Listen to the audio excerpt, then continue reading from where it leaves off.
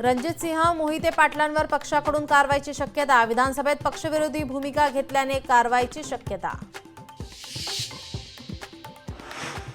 वनमंत्री गणेश नाईक ठाण्यात जनता दरबार घेणार। शिंदेंच्या बालेकिल्ल्यात जनता दरबार घेत असल्यानं राजकीय चर्चांना उधाण।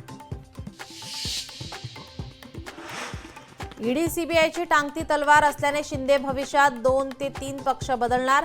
खासदार संजय राऊतांचा दावा, पक्ष बदलल्यानंतर शिंदे वरिष्ठांच्या स्पर्धेत असतील असाही टोला। प्रयागराज कुंभमेळ्यातील चेंगराचेंगरीत 20 भाविकांचा मृत्यू झाल्याचा अंदाज। शेकडो नागरिक जखमी झाल्याची माहिती।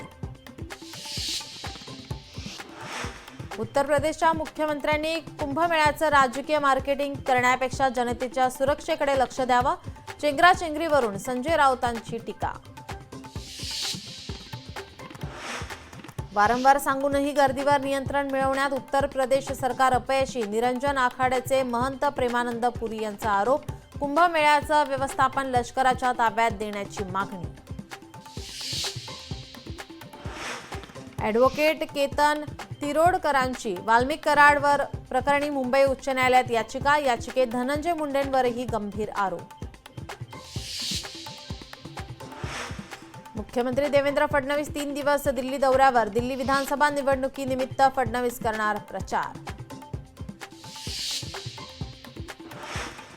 टोरेस प्रकरणात युक्रेनच्या नागरिकाला आर्थिक गुन्हे शाखेने केली अटक। परदेशी आरोपींना मुंबईत प्रस्थापित करण्यात आरोपीने मदत केल्याची माहिती।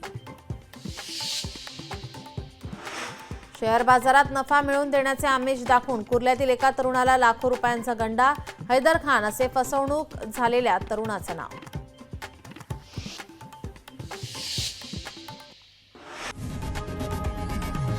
लोकशाही मराठी ऐका, पहा, जागरूक रहा।